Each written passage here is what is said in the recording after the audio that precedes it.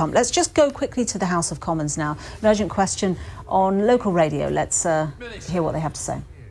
Thank you, Mr. Speaker, and I thank the Honourable Lady for Kingston upon Hull West and Hessle for highlighting this news announcement which we learned about yesterday. I think it gives the House an opportunity to demonstrate the value that we all place on BBC local radio services.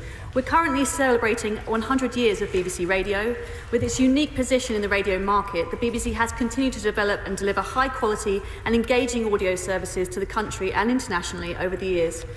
BBC Local Radio is one of the BBC's crown jewels. Developed in the late 1960s and 70s, the BBC's 39 local radio services in England still reach 5.7 million listeners each and every week. As honourable members know, BBC Local Radio is highly valued outside London, where stations in Derby, Stoke, Humberside, Cornwall and Devon and elsewhere have higher reach or share numbers than the average. Changes in patterns of listening do mean that the BBC needs to look at its services, and the details about new investment into local investigative reporting are very welcome. But overall, we do have concerns about the proposals which we were not given notice of. I want to take this opportunity to stress that the BBC is rightly, operationally and editorially independent from the government, and decisions on service delivery are ultimately a matter for them. However, the government is disappointed that the BBC is reportedly planning to make such extensive cuts to its local radio output.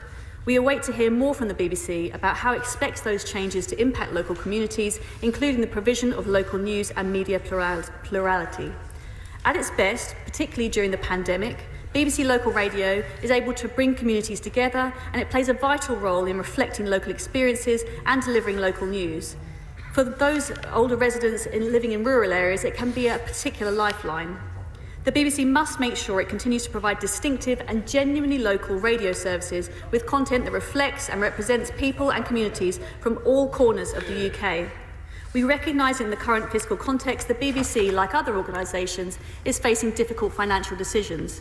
But we are also concerned that the BBC is making such far-reaching decisions, particularly about its local news provision, without setting out further detail on how it will impact its audiences and the communities it serves. And in the context of a £3.8 billion licence fee income, we don't have any details about how much this proposal is likely to save.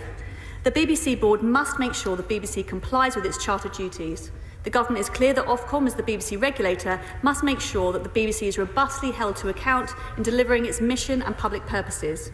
We note as part of this announcement that the BBC is also proposing establishing 11 investigative reporting teams across England. That will see the creation of 71 new journalism roles, delivering original stories across TV, radio and online services. As the House will be aware, we're currently undertaking a mid-term charter review, which we have set out, that will evaluate how the BBC and Ofcom assess the market impact and the public value of the BBC in an evolving marketplace, and how that relates to the wider UK media ecology, including with regard to commercial radio and local news sectors. Handily, I'm scheduled to meet with the BBC next week, where I shall see the Chairman and the Director General, and I shall raise with them the concerns that are brought in the Chamber today. We also expect the BBC to brief parliamentarians on its announcement shortly. So let's go back to Emma Hull.